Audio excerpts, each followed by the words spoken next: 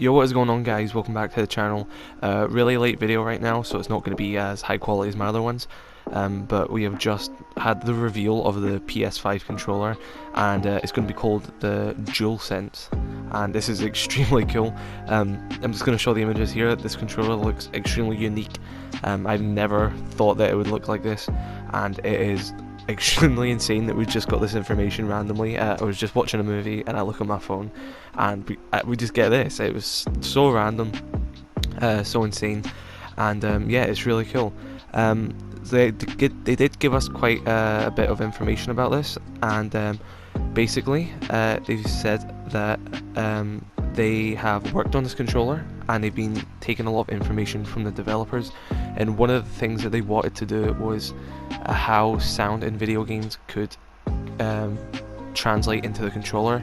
So the rumble system in this controller is going to be a lot more specific to what's happening in game, rather than it just shaking like it normally does. It's going to be a lot more responsive, it's going to be a lot more accurate. They gave the example of driving through mud in cars or pulling a string back on a bow. They're going to try and make it feel more immersive for what's actually happening in the game.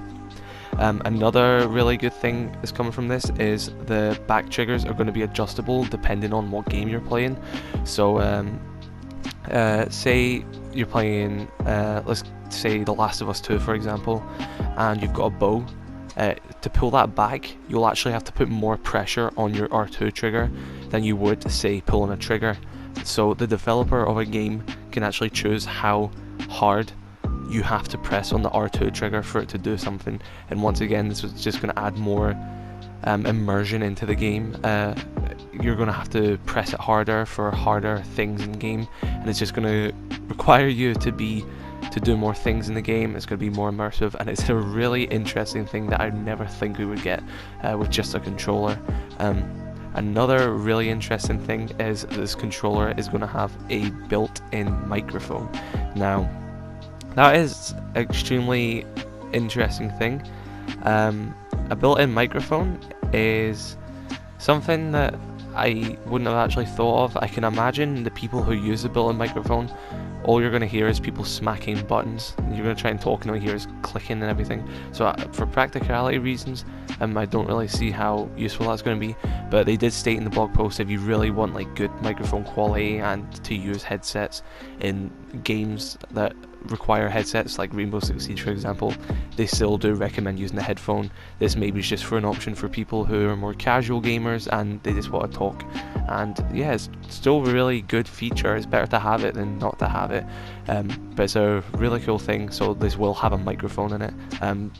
Don't know how good the quality is going to be. I guess we're going to have to find that out further down the line. And one of the last big things that came from this, I'll leave the full blog post in the link below so you can read through it all. They, instead of the share button, so like the share button right now, you click it and you have the option to clip, screenshot, upload to Twitter, YouTube, stream on Twitch or YouTube. They've replaced it with a create button, and they haven't really said much about what this is going to imply, but basically all they've really said is that it's going to have a lot more options for people who are creating. That's great for people like me. PlayStation is one of my main forms of clips and everything. I get all my clips from PlayStation with a built-in capture card and everything in PlayStation. So giving content creators and people who just want to share clips or look at clips themselves, upload them to YouTube and everything, giving them a lot more freedom and a lot more tools to work with.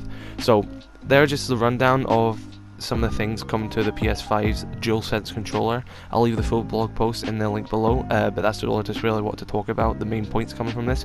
This controller looks sick. I can't even imagine how nice the variations of this controller is going to be. I can imagine like a full black version of this. It will look sick, and it's an extremely nice controller, and I was just not expecting this news. So I'm just going to wrap this video up here. Be sure to check the link in below so you can look more at this controller to the blog post. Yeah, be sure to subscribe if you enjoyed this video, and I'll see you guys later. Thanks for watching.